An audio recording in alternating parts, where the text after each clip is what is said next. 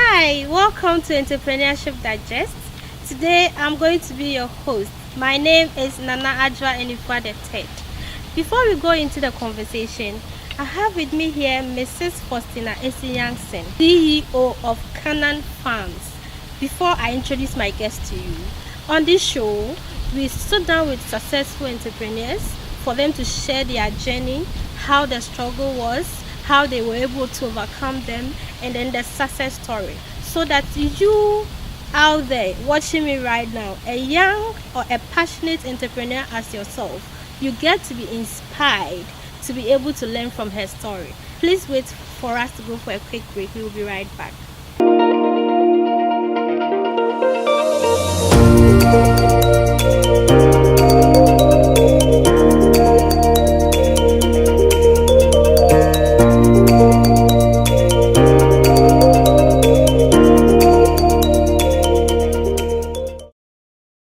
Welcome back.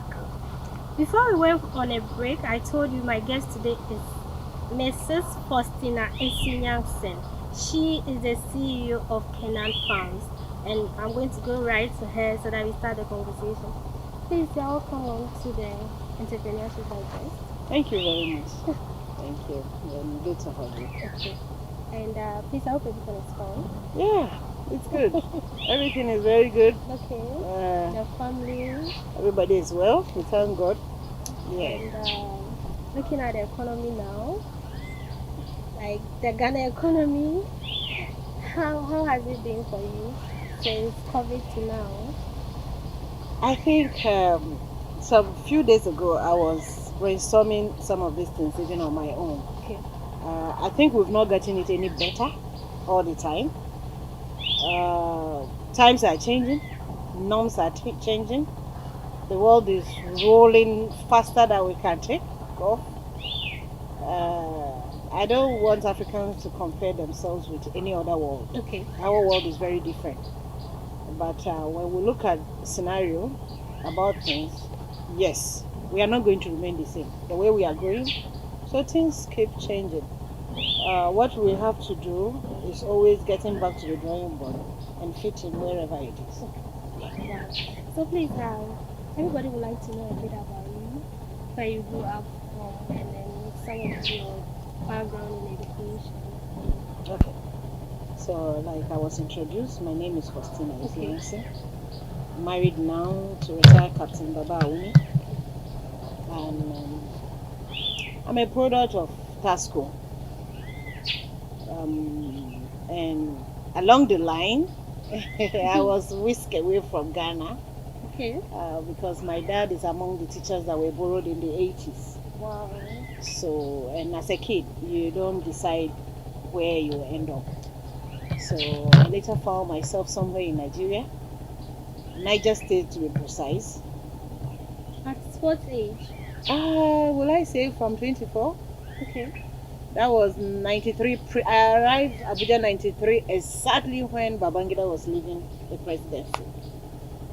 And I think I was there for almost 30 years. Wow. How was it like for you? Probably you've been in Ghana and then all of a sudden you had to move from Ghana to Nigeria. It was a different experience. Okay. And I was taken to a Muslim community, Mina. And during my school time, I think my best way was a short. And I ride a bike a lot. So people in Cape, any old police will still remember me.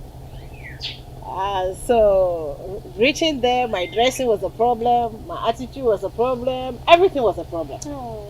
I need to be sincere. So how did you combine, like you being a Christian, living in a Muslim community? You see, I need to be very sincere. These are people who were very welcoming. Okay. Even my culture was very alien to them, but because my dad has been there and they love him so much because of what he do for them. He was there as an examiner, but in the evening he teaches most of them their children. So immediately they hear that's Mr. Yanson's daughter, they go down. So in a way, your dad's background helped. Yeah, helped me a lot. If not, my dressing was not. But was there a point that you wanted to be a Muslim? Yes. Okay. Along the line. Okay. Because it was easy to fit in. Not just fitting in, that I was born a Christian. When you stay with people and you compare your life with your life, you try to love them. The Muslims, they are very giving, accommodating. Some of them got to know me, and even if I'm not there, my food is kept for me. Wow. And I'm like, they will keep calling the house. They will call, is Faustina around? Her food is still sitting from morning. My food will sit till evening. And I'm like, where are these people coming from? Okay. And because a lot of them couldn't pronounce my name too, they couldn't call me Faustina. They would call me Faustina. Wow. So moving from, you stayed in the community for 30 years. Yep. Never moved out. I moved to Abuja, which is the same. After school, I went to Abuja for some time, worked there. Along the line, I met my husband. So please, let's talk about after school work. What were you doing immediately you were done with school? Yes. My first IT was at Savannah Bank. Okay. It's one of the Northern banks too. Premium Northern Bank, which is not in existence. Now that was my first IT. And went back to school again. When I finished, the first place I was served was Abuturao. Okay, so please, at this point, which school did you attend? It's FUT Mina. It's Federal University of Technology. Okay.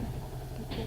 And being my background, and funny enough, I was more into an IT person, but I'm a bit inquisitive. Okay. You are in a farming community. When it's raining season, everybody is farming. Food is everywhere, so I was a bit curious when it comes to agri. Okay.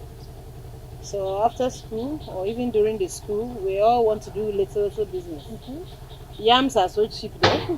Can decide to buy yam when it's harvest season and keep it for a few days. Even and at this time? At that time. Oh, at that time, not now. It Not has now, changed. at that time. Okay. So you see, it was a beautiful life. And at times my cousins who are out there ask me, so if you had to choose, I'll still choose them. Okay. Because I think it made me tougher. It made me see the high and low and middle of life. They are all beautiful. Wow. They are all beautiful. It's how you take it and how you amend it.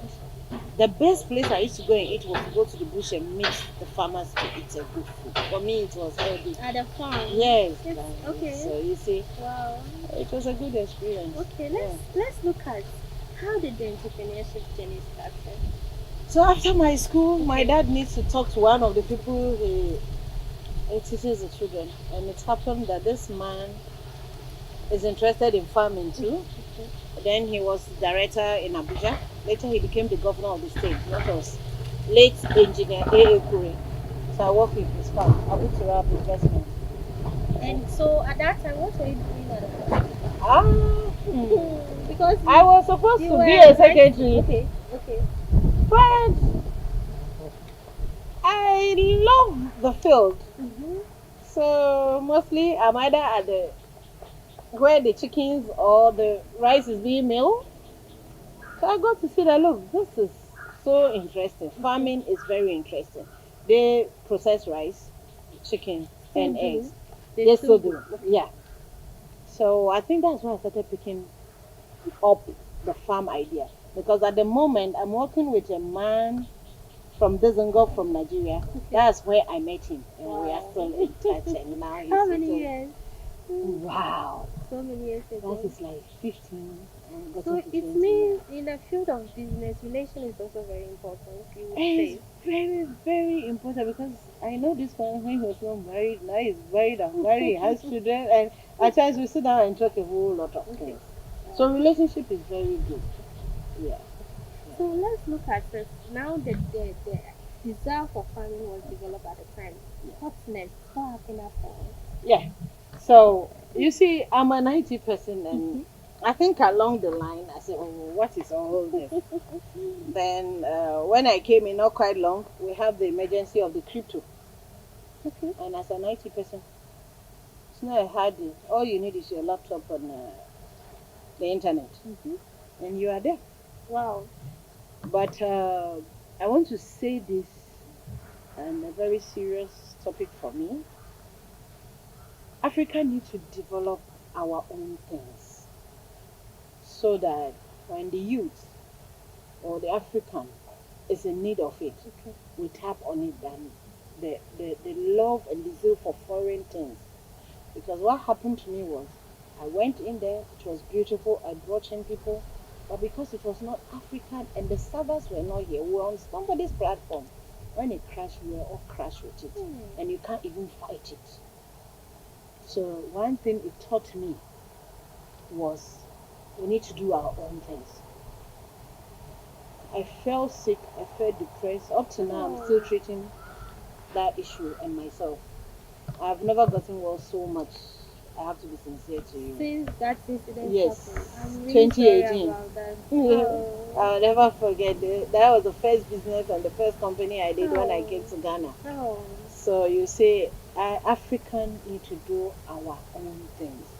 Anything we are going in as Africa, let's have a handful of it. When it's wrong, let's go behind it and repair it. So I drop it again, treating myself while I'm looking into the journey of the entrepreneur. And now I'm going back to the field. You are going back to the field. Yes. So the thing that really caused the breakdown was the crypto. And that's why you shifted from it and now you are going into farming. Yes. But is the farming secured? It's secure. Is there more than crypto? It is very secure. Okay. Because when that happened, not quite long, we have COVID too. Okay. I mean, and you know, when COVID came, I think you didn't go anywhere, while you were eating. Oh yes, that one did. So I think, you see, God used to speak to us in different ways. All during that my problem, there was a whole lot of challenges, which is much. So it makes you think. And in my thinking, and you have your own second thought, and God showed me that, look, you have a whole lot. You have a farm lying there. You always go there and sit with your uncle and just teach. And every day he's telling you, there's so much land there. You go and do things and come back. Why don't you go in proper? So I started preparing in 2020. I took the whole document and we registered it. Okay. And now make it a limited liability. Okay. Mango is already there. We have coconut testing there. For all this while we've been doing the hygiene, is I used to go there. And unfortunately, since I came back, he has been calling me on board. But I only go the weekend to drink coconut and come back. Okay, so starting the entrepreneurship, as in this is your own thing. Yeah. How are some of the challenges you faced since you started? Because someone would say, okay, crypto was worse. But definitely, farming too is not easy. Can you please share some of your challenges with us? Oh, okay. So you see, farming in Africa and in our world, we need to go all over again. Okay. We have not gotten it right. We are producing food quite all right, but that is not where farming is supposed to be, and that is even not where it's supposed to start from, because our production, processing, distribution, consumption, all is being done wrong after going in there. So you see, you need to sit down. I've sat down since 2018, my on and off, not being well, going up and down. And my team, Esther was among, we always fine tune things. We thank God for technology when you use it in positive manner. Most of the time, I think he calls me and you don't even know that I'm grounded, but we work and Michael will come in. The team has really helped. We have even one of the team from India who will help us in doing the research of the coconut very well, because he's an expert too. Okay. So it has been a holistic idea with a whole lot of people, which when I'm grounded, it doesn't stop. People take it on. So like when sometimes at some point you definitely feel like giving it all up. What are some of the things that makes you keep on this journey? I started the journey with a lot of people. Okay. And the mind I started with was different. Along the line, I got a different mind. Because the mind I started with is only my mind. You've involved people. Who are you to just crush people like that? You see, we want to do business, but you can never do business with spirit. So we have to do business with humanity. So I'm thinking about what of the young men that design my business? What of the people who have had night? This man in India, our time is different. We have some in US, their time is different. We have some in Nigeria. And they all drop their things and meetings and all that. So at times you feel like quitting, but you need to think of what made you stop first. Okay. Start first, and then you keep going. So yeah, that feeling comes, but you don't have to entertain it. Yeah. So in this journey, could you please share with us some of the decisions you made that has really been pivotal in making the success you are making now? When you get an idea, Okay. don't keep it to yourself. Get somebody to share with, a trusted person, so that when you are down, the person can carry you. So that's what it That is my secret, because I've gotten a whole lot of people who are interested in what I am thinking. A lot. And today they can just pick my sheet or the project and do something with it. I think it's very important. So right now I'm not alone. It's a whole lot. So please hold on for me. I hope you are really enjoying the conversation. I would like you to wait for us to go for a quick break. When we come back, we are going to talk into how she does her things different from her competitors, especially in the company that Kanaan Farm, what they do different from their competitors, and some more interesting conversation. We will be right back.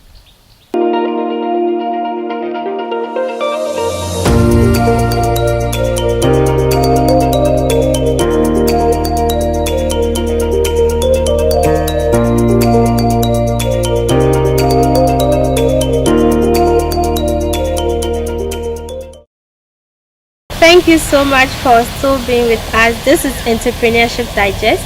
If you go to Facebook, it's streaming live on our Facebook page, Entrepreneurship Digest, YouTube, everywhere, on all social media platforms. Today, I'm having a conversation with Mrs. Faustina Esi Yankson. She is the CEO of Kanaan Farms. And the conversation is getting more interesting. Before we went on a break, I told you we were going to discuss some of the things she does different from her competitors. So I'm going straight to her so that we continue the conversation. Please, before we went on a break, we wanted to talk about some of the things you do different from your competitors to make you stand out all the time. Yeah, at the moment, Kanaan Farm has mangoes that is being uptake by blue skies for a very long time. A very long time. And the little coconut we have was for studies. Well, Kanaan Farm doesn't rush into things. You imagine that since 2018 we are studying one crop, and we didn't do just that one crop. We did everything and we analyze it. You see, we want to do something. There are many of it, like the life choices, and especially when you have been hit by something before. This time around, you have to study everything you want to do. So we look at it and say, look, our mango can get rotten. Our mango can get spoiled in the farm if we don't get buyers. Now let's look at another plant that can stand every situation and is still there. So there are less losses. So we are all happy. And you About see, the coconut. yes, about the coconut. So what we, the Kanaan Farm, we are doing different is we study things and we study times. Right now, if you are very conversant about what the world is talking about, COP2, 21, 22, 23, I follow all. And we are talking about bringing back our world to the nature. We are having erosions, we are having what it is, we have tampered with the topsoils. We have done a whole lot of activities. So Kanaan Farms will be among the people who will build trees. We are going to plant trees of about 10,000 acres. So it's something very different. And we are not just planting trees that only birds will be on it. We are planting an economy tree. And you see, what we are going to do different as people is, this tree, I call it gold, because every part of the tree has a usage. Even after 60 years, when it's old and you are replanting, the tree itself, the way we are going to manage it, it becomes like a timber. So what it means is we are saving our forest. So Kanaan Farm has an extensive study. We are going to provide from the water to the pits. And as I'm talking to you, we are still doing research on more things we can use the waste to do. We can do the pit, we can do, recently we see that even the car company are going to use the coconut waste for it. A whole lot. So we stand out different because when you reach Kanaan Farm, and by God's grace, when we pick up, it's like a one-stop shop. Anything coconut, you get it from there, from water to the oil to the charcoal to everything. So that makes us very competitive. So if we can talk about this, it means you made mention of the fact that Africans should have our own sense. Yeah. So would you say if you are driving that from the perception that we Africans should be able to produce? Yes. To be able to use what we produce. Okay. So please let's look at it. You are married, a family. How do you combine the business, family, the stress, the pressure, the depression, everything? How do you handle it? Life is about planning. I noticed something. When I had my issue and I was being up and down solving it, I sat down one day and I asked myself, why did this happen? But there is a message I always get: everything happens for a reason. It makes you grow. So I think from that issue I have grown. I have become very mature, with addition coupled with a whole lot of things. So I'm able to communicate with my husband better, even when he's troubled. Because I think that time I couldn't communicate with him better. But when this whole problem comes, I have to brief him, make him know what has happened and where it can take me to. So some things make you better, even when it looks like a problem to everybody. So I think it has made me better, so I can cope with family pressure, and the family too have understood what I want and where I want to go. And then because I used to see my wrongs, so I move away from it. You know, sometimes we do wrong and we don't accept it. We are in denial. I am not in denial. I saw it was wrong. I've talked about it. We are dealing with it. So it makes things easy. So everybody deals with me that way and we move on. This is something all of us should learn, I think. So please, let's look at it. Could you please share with us some of the qualities of a successful entrepreneur? Since you have passed through that journey, you failed in between it, you've rise again. Can you please share some of the qualities? Number one, a successful entrepreneur, you shouldn't quit. You have to study. And you see, we sometimes we've gotten it wrong. When we say study, it doesn't mean go back to school. Whatever you are doing, more research to do about it. And if you have made up your mind to be an entrepreneur, you can do other things like us now. There's a whole lot of product people have done. We have a mango, we have little piggy, and now is the coconut we are interested in because of its uses. So an entrepreneur should have this mind of, it's the same market, but you can pick another product and deal with it. And I will go back to family again. Family is very, very important. At the moment, I have only my husband around. My stepdaughter is to come and go. She is an entrepreneur too, so she understands a lot. And they all support me. She is the owner of Bake with Love and Menzo. These are people who actually doesn't make me give up easily. Okay, so please, would you say because you are coming from a family of entrepreneurs, that has made it easy for you? Yeah. Yes. Definitely. Yeah. Because they are not finding it so easy. She makes cakes and other things, and she does the same thing in UK. And you won't believe that sometimes she makes some there and people order it here. So it's not easy. Like sometimes she will tell me, "Same, this work is hard, but when you are counting the money, it's sweet." And I laugh. You see, so I think Quitting is not an option for any entrepreneur. Moving ahead and studying the environment. If it's agric has so many products. You mustn't be on tomatoes if you don't have a storage facilities. You can decide to do a maize. Maize you can store for a very long time if properly dried. So these are some of my studies about agric. I shouldn't do lettuce. Lettuce will not stay 2 days if I don't have a chilling system. So why don't I move to pepper? Because when pepper is ripe, and even if I don't have storage facility, if I have a good mat and I put it on the mat, within 1 week it's dry and I turn it into powder. So you see, as an entrepreneur, every time think outside the box. Don't just think it's easy, but you have to look at products that you can handle. It's not all about production. It's about you avoiding wastage. I think this week I was seeing how much food we waste in Africa. There's so much hunger, but we are still wasting food. And it's just because most of our small farmers are producing what they don't have control in. Then I think this will move us to some of the mistakes entrepreneurs do. Probably you are one. Can you share some with us? It's producing what we can't handle. Okay.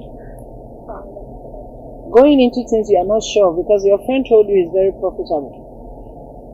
And you didn't ask your friend how he's disposing these things. So these are some of the problems in Africa. And we get a whole lot of problem, number one, because we don't have resources. We don't have ready resources in Africa to tell you that you're an entrepreneur. Please come and take. So if you lose the resources that maybe your family help you or your sister help you, it becomes tough. Very true. So the challenges are enormous, but we are praying to deal with it very soon. Because at the moment, I want us to know that Ghana is on the map. Anybody who have any thinking should think straight. We have the Africa Free Continental Trade here. Even a joke, go to the counter and look at a product that is exported to another African country. And then look at some of the things they are opening up for us. And that maybe that will fine-tune your thinking a bit. So that's what some of us are trying to study and do the right thing this time around. Avoid wastage and all that. Okay, so please let's look at it. Looking back, what were some of the things you would have done different? Maybe in 20 years time, in 10 years time. There have been a lot of mistakes, a lot of errors, but every day I keep telling myself that was part of the growth. I don't think I will have had any chance to do it different. At that moment, that is what's supposed to happen. Okay. We might have some regrets on, but look, you couldn't have done anything. I have tried to look back. I have tried to, and I've seen that it's part of growth. Accept it. Do things better. That is all about it. This was a very interesting conversation. Please, before we end the conversation today, what advice would you give to someone, a young person who wants to enter into entrepreneurship? I want to let them know that it's not an easy road. Accept failures. Accept rejection. Look, it's really ugly. Failures and rejection and disappointment. It's much. And so, if you go in that it's a win-win show, you'll break down quick. There are so many things you need to relax about it because you can't change it. I've had an experience of, I think that was not even long. My last experience was that bad, and this was a colleague. So I trusted them, and you put their whole tons of mango and everything gets spoiled. And you see, so it was a huge loss, but you don't hang on it. It's gone. That person is a close friend. We are looking for things together. I can't hang him. And that was not our life. So you have to be somebody who can calm down. who can reason, who can accept losses, and still pick, like you are running in a field, and normally if it's a baton changes, sometimes you still can fall. And if you don't pick it, even if you end it, you are still lost. So when you fall down, cool down, pick the stick, and go.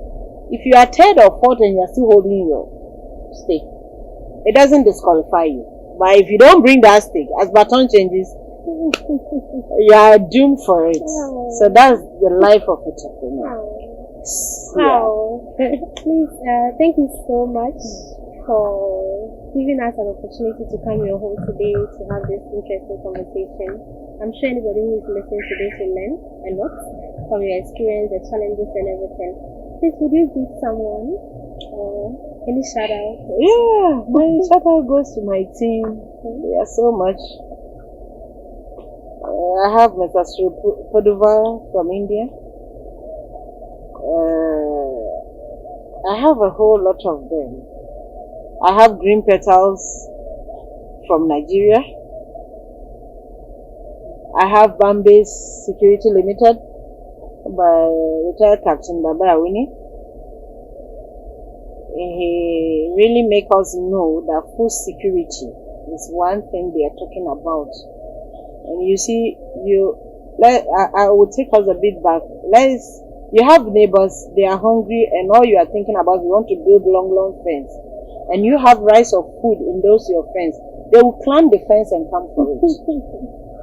So he keeps on saying that, yeah, we can have all the cameras and all the surveillance system, but when people are hungry, it will still push them to steal. So food security is another thing. So he has been of a very good help. So these are people Mrs. Menzo Bake with love. My team are so much.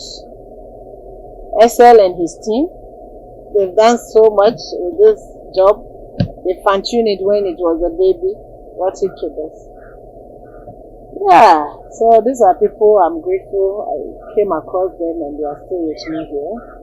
At the moment, there's a doctor who is really speaking to us. I have Na to thank, I have Prince to thank. Look, my team is just getting wide every day. Okay. And they have been of good help. Being that mostly I'm down, they do most of the job. I really appreciate them. And we won't stop till we bring it tandem, because we want to be like a leaders when it comes to coconut processing in Africa. Since we are talking to other countries to see how, and everybody is waiting and see that if with my idea they believe if Ghana gets it right, it will be easy to copy it. So we are hoping that we get it through and we do that. Thank you so much for your time. We are grateful. Thank you so much for being with us today. This is Entrepreneurship Digest. Today I had a conversation with Mrs. Faustina Esi Yankson. She is the CEO of Kanaan Farm. I'm sure you've learned a lot. When I asked her to mention some of the advice she would give to a young entrepreneur, she said, failure is part of it, rejection and disappointment. So as you keep on your journey of entrepreneurship, know that this is part of the journey. I was your host for today. My name is Nana Adwa. We will come to you same time next week. Thank you and bye.